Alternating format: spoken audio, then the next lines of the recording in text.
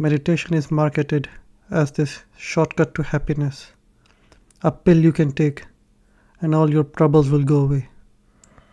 The way it is sold is if you're feeling depressed or sad, just meditate and all your problems will go away.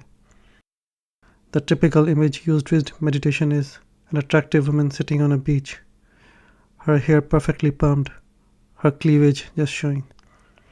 And the message is look, if you meditate, you can look like this as well. And meditation always feels this relaxing, this calming. And if you don't feel this relaxed, that means you're doing something wrong. But what I want to ask is this even true?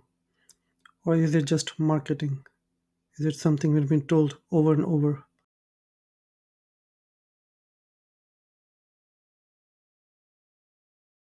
And to be honest, I'm perfectly happy with people making money from meditation, either by selling courses or books or teaching, whatever. I'm a capitalist at heart, and I believe people should, um, use their skills to make money. I'm not, unlike many people in the community, I don't believe that money is evil or that all businesses are bad. I believe in capitalism. I believe we should make money. We should make honest money using our skills. Nothing wrong with that. My problem is with the way meditation is marketed, and it is marketed in a way very similar to fad diets are. You've seen those lose 12 kilograms in 12 days type of ads that are so popular. We've got best-selling books, courses, and YouTube videos teaching you the miracle to lose weight. And my problem is that many meditation courses or books take the similar miracle approach. You just sit and watch your breath, and then you'll feel all peaceful and blessed. That's not how it works. Meditation is a very personal experience. If 10 people do it meditation, you'll have 10 different results. And this is a good thing. It's unique to each one of us, and we will all react differently. And some people might even react in a very negative manner. So there is such a thing as mental disturbances caused by meditation. Many people won't accept it, but it's true.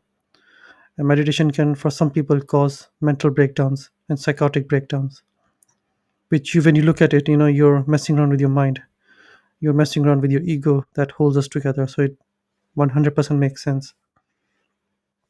So people will react differently to meditation. They will, some people will feel peaceful immediately. Some will have no effect. Some will actually get angry. Like me, I got angry first. For many months, I used to feel anger. And I had to stop my meditation because meditation wasn't working for me. I had to try other things like compassion and breathing, and I had to do that for years before I could actually sit and meditate properly.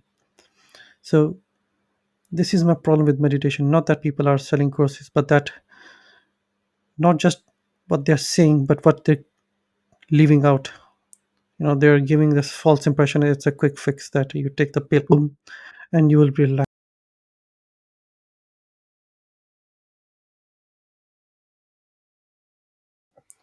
And the reason for that is that we have been trained throughout our life by the society, by our parents, to suppress our emotions. We've been taught to push down our emotions, not feel our emotions.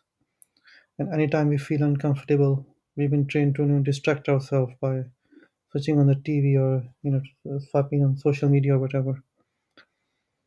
And when you sit down to meditate, all the crap that you've been pushing down, it sort of comes rushing up to the head. And there's no avoiding it. There's no getting away from it. There's no hiding from it because you're just sitting there quietly. So all the crap you push down has to be dealt with. And if you have any psychological conditions, any like PTSD or trauma, it's even worse for you because all that trauma will come rushing up. And in that case, you'll have to go to a therapist or a counselor or whatever to have your trauma healed first before you can meditate. Even for normal people, we spend all our time distracting ourselves, and we never actually feel our emotion. We never feel our what we have, all the crap we are suppressing in our body. And it is my intuition that all this crap, it wants to be resolved. It wants all the body wants us to make peace with all the emotion. So whenever we sit down quietly, body pushes it all out and says, okay, right, deal with it. But we don't know how, so we panic. And that's why people feel so bad in meditation, and that's why they quit. Um, One more reason is that the way we're taught meditation is that it's a one size fits all, especially in the West, where meditation is taught in a highly secular and, what's the word, sanitized form. All the rough edges, anything that looks silly has been taken out. And the problem with that is that everybody's taught the same thing: watch your breath, watch your thoughts. And while these are great techniques, they're not for everyone, and they're actually quite hard. And that's my problem, that this everybody's taught the same way, and it doesn't work for most people, and they just quit. Another big problems are the expectation versus reality. The expectation is that we sit down to meditate and we'll all be enlightened and peaceful and joyful. But the reality, it might take years or even decades, and you might not see any effect during that time. Well, you will see effect, but you won't all be all like enlightened and floating in space. And that's why I hate the marketing of meditation so much, and that's why I make so many videos about it. That we're taught this. The expectation is that you'll start seeing results immediately, but the reality is it might take a very long time, and you'll deal with a lot of crap that you've been suppressing, lots of emotions that you've been suppressing, and that's a very uncomfortable process. Related to that, one of the biggest reason is a complete misinterpretation, misunderstanding of why we do meditation.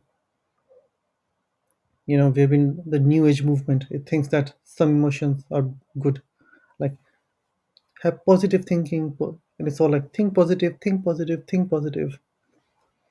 And people assume that the goal of meditation is also to feel happy or positive all the time. But that's not true.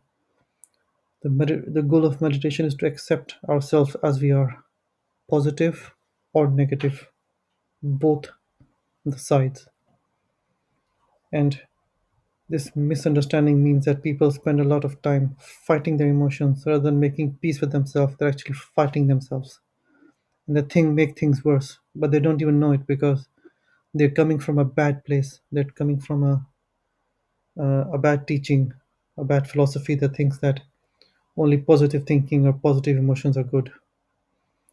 And that's another problem. That's another reason why meditation can make you miserable, because you thought that, oh, I'll be all blissed out, but then you have to deal with all this tsunami of negative emotions.